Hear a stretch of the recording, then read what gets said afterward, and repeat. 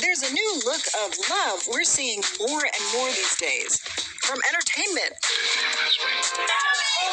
to red carpets to the Supreme Court. He's been the best husband, father, and friend I could ever imagine. Take a look at all of these women.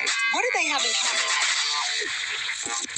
Black women dating and in many cases marrying white men.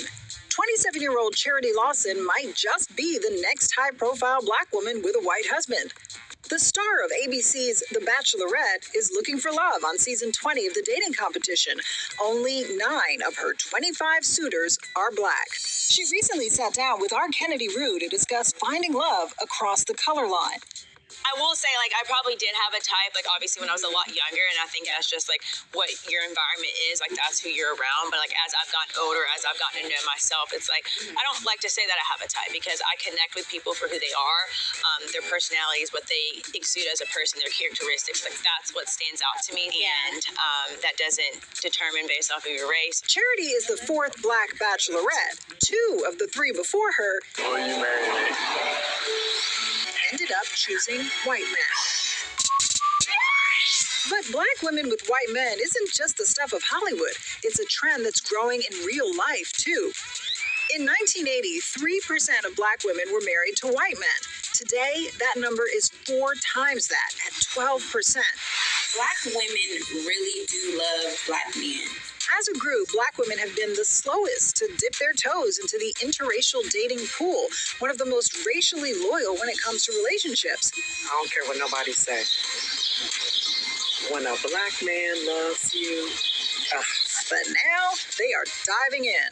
I think they have a problem when it comes to black women having interracial relationships. I would argue that when black women are seen as deviating from the upholding the, I want to have quotes here, upholding the black family structure, that is received differently than when black men do it. Historically, interracial dating in the black community meant black men dating white women, black men twice as likely to have a spouse of another race. So much so that it became a cliche. But more and more, black women have been facing a dilemma. They're the most educated group in the country and also the most likely to be unpartnered at a staggering 62%. When it comes to their prospective partners, black men are less likely than sisters to have completed high school or received a college degree. So black women are 53% less likely to marry a man with advanced degrees. And 1 out of every 6 black men between 25 and 54 have disappeared from daily life. Incarceration and early deaths, the main drivers behind their absence, leading many black women to expand their horizons. would you date a bus driver? Would you date? If he owns the bus, if he owns it. So if you're then looking for a partner who you see as your equal and you're including education and income level in your determination of who's your quote unquote equal, then it makes logical sense. You might also be in spaces and environments that are predominantly white. For many black women, it isn't about lack or problems with black men, but about expanding options. I don't think it's a black man, white man. I think just people overall need to treat people how they want to be treated. Full of love themselves, they didn't. Interracial marriage has only been legal for 55 years. A black woman and her white husband breaking that barrier. I'm gonna build you a house. Right here. Our house. The 2016 film Loving depicted the story of Mildred and Richard Loving. In here? What you doing in bed with that woman? In 1958, the couple was sentenced to a year in prison for marrying each other. They appealed their conviction all the way to the Supreme Court. You realize this case could alter the Constitution of the United States.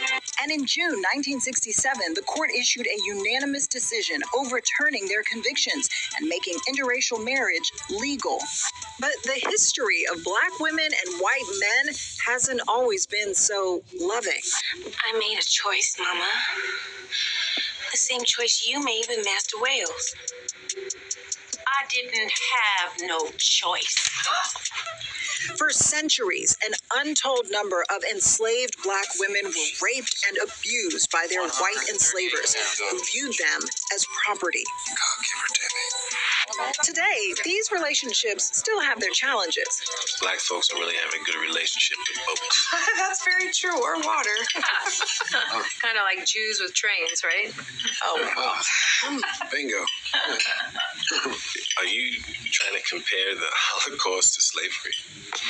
Dr. Vanessa Gonlin is an assistant professor at the University of Georgia who did a study on Black women who date white men and the challenges they face. It's a very uncomfortable conversation. You ever figure out what happened with the potatoes and the TA on this? Most of the judgment comes from Black men and white women.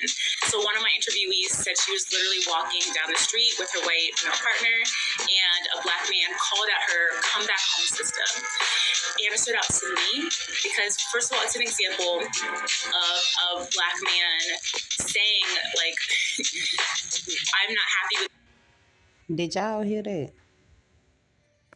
this dynamic, but it's deeper than that because he's saying come back home as if she's lost her way, as if she's disconnected from her community, as if like she is further distanced from Blackness. And then when it was white women who showed discontent, usually it would be white women who were the mothers or the ex-wives or ex-girlfriends of the white male partner. So someone much closer to the relationship, which then meant that they had a different amount of power. So for example, there's one Black woman whose white male partner had a white ex-wife, and she said, "You cannot see our kids anymore if you continue dating that N-word." Despite the challenges, for an increasing number of Black women, following their heart is still the best option. I mean, obviously it's 2023, so Right. we have just, I can't even say like get over it, but it's like that's really what it is. It's like get over. This is where we are at, and all I can wish and pray is that like hopefully at some point in their lives, like their eyes are open to what really is love. What's your advice to other Black women about exploring their options? Yeah, my advice is just truly stay open. I think the most important point is truly just knowing yourself, Yeah. knowing what you want. Love, at the end of the day, love is love.